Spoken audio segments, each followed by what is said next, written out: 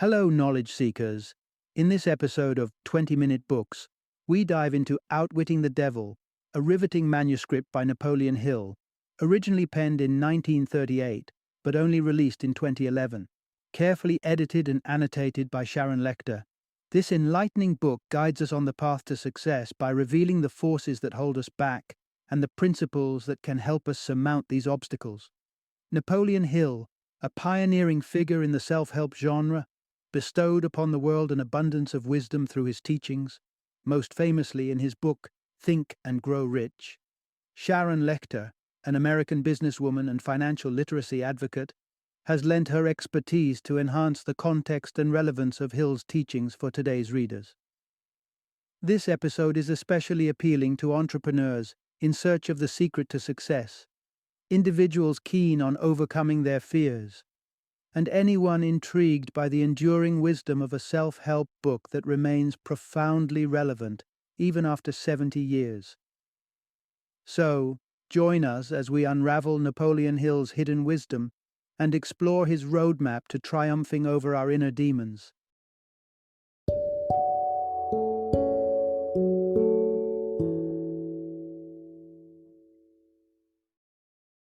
Outwitting the Devil, the Secret to Freedom and Success. Introduction. Unlock wisdom from a timeless self-improvement guru. Napoleon Hill emerged as a beacon of optimism in the gloom of the Great Depression. However, his enlightening voice once fell silent. His book, Outwitting the Devil, penned in 1938, only came to light in 2011 because it contained a few contentious views. Hill had challenged institutions like churches and schools, accusing them of suppressing individuality and engendering a culture of fear. Fast forward 70 years, and Hill's profound insights are finally being revealed.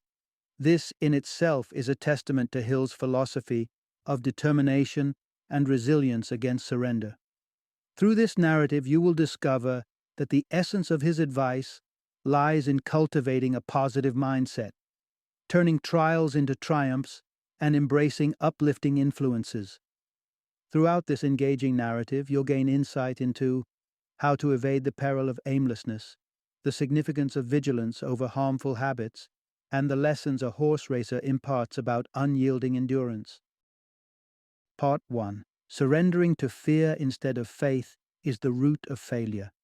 Do you harbor a long-cherished dream that fear has prevented you from chasing? Odds are you do. According to the author, a staggering 98% of us allow our minds to be dominated by fear. Consequently, we navigate life like driftwood in a river, rarely thinking independently or acting on our personal desires. This fear, which compels us to drift aimlessly, is instilled early in life. Churches often caution children about the menacing devil, instilling a sense of dread.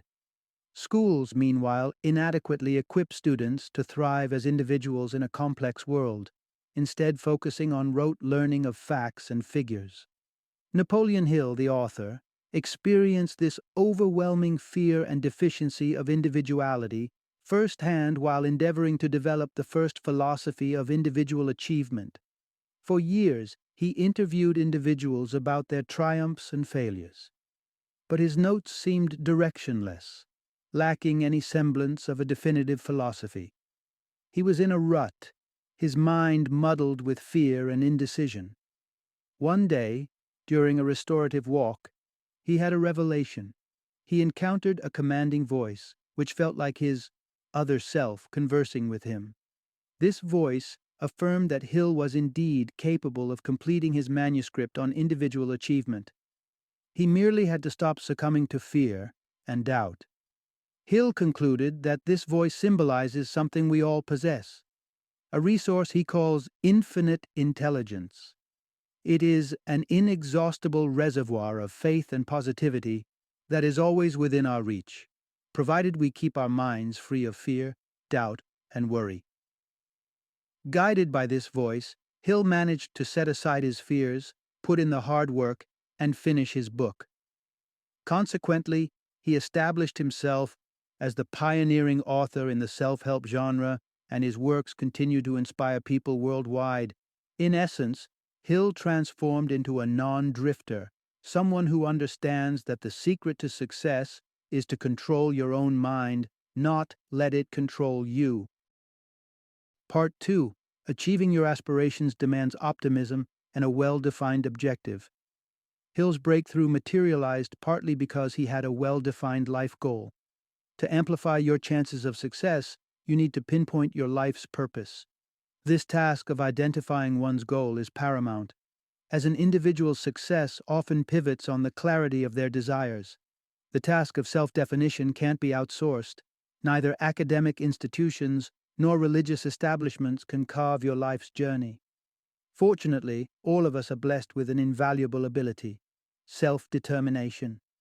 Even in dire circumstances, we can choose to let our minds be flooded with optimism or consumed by pessimism. Consider the Great Depression. Many grappled with the challenging times, but a few exhibited the resilience to maintain a positive outlook and achieve remarkable feats. Henry Ford serves as a perfect illustration. Like many others, he could have surrendered to the prevalent despair. But Ford successfully warded off fear, preventing negativity from obstructing his vision of establishing one of America's leading car companies. His perseverance and positivity enabled him to revolutionize manufacturing with his assembly line production, fulfilling his dream of creating an affordable automobile for every middle-class American.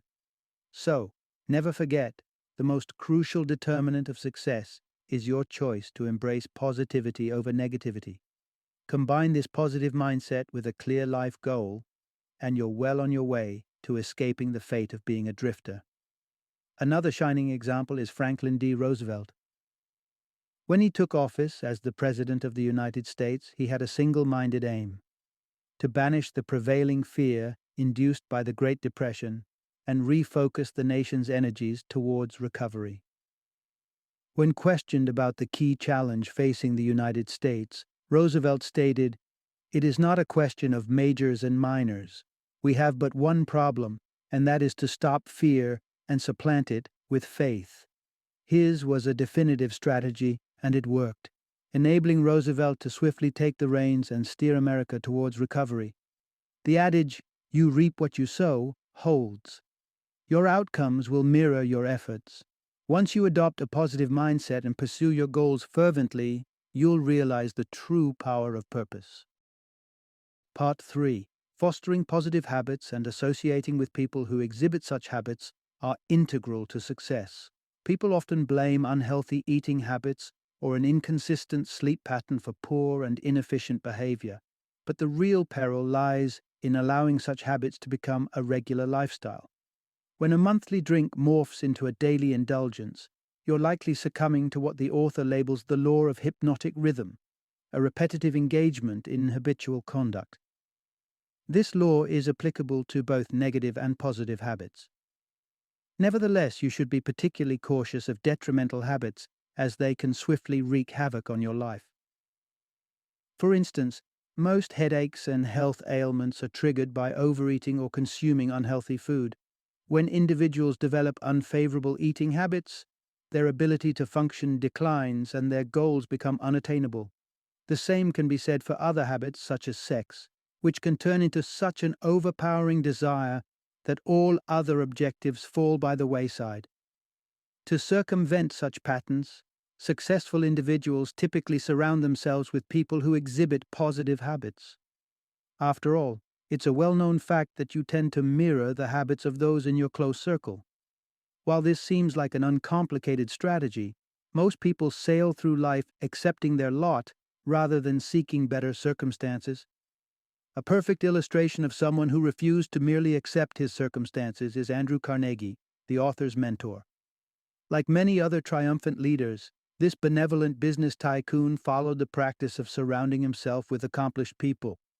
So, if you notice your outlook turning negative under the influence of your friends' or coworkers' gloomy attitudes, it might be time to seek the company of individuals with more uplifting dispositions. Part 4. Triumphant individuals recognize the value of learning from their failures. If you've ever embarked on a project that culminated in failure, You might have taken that as a cue to abandon your pursuit. But victorious individuals realize that failures are simply bumps on the road to realizing their ambitions. Let's consider Thomas Edison, the ingenious mind behind the invention of the light bulb, the phonograph, and an array of other transformative inventions. He encountered a string of failures before any of his innovative ideas bore fruit. There were probably thousands more intelligent than Edison, but what distinguished him, cementing his place in history, was his relentless persistence in the face of countless obstacles. In the throes of the Great Depression, the author released Think and Grow Rich, 1937. This seminal work inspired people to look beyond the hardships and disillusionments of that era. The wisdom imparted in that book remains relevant even today. We must consistently strive to craft our objectives regardless of any bleak circumstances we might find ourselves in. Even today, the author's 1937 book holds its ground among the top 10 all-time best self-help books. Successful people often embrace another practice, treating each failure as a potential springboard to success. Every challenge you face holds a solution, so there's no reason to perceive failure as anything more than a transient state of mind. Julie Crone serves as an illustrative example. Time and time again, she was told she couldn't be a professional jockey because no horse owners were willing to employ a female jockey. But Crone held fast to a motto: keep showing up. She persistently showed up, breaking down the resolve of the horse owners until they finally conceded and allowed her to ride. Julie Crone emerged as a celebrated jockey. In fact, years later, USA Today hailed her as one of the most formidable athletes in history. So, if you're chasing a dream, don't let someone else's pessimistic outlook deter you from your goal. Final summary.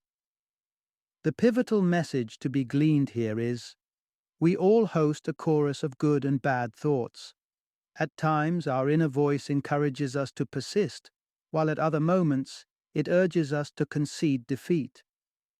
Fortunately, we have the liberty to lend an ear to the affirmative voice and heed its guidance while dismissing negativity and shunning the fear that often obstructs numerous people from realizing their dreams.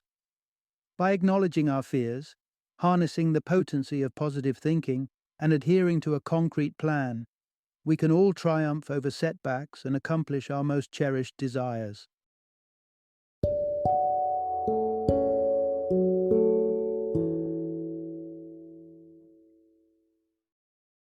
Thank you for joining me today on this journey of learning and discovery as we explored the insights of another thought-provoking book in our growing library of knowledge.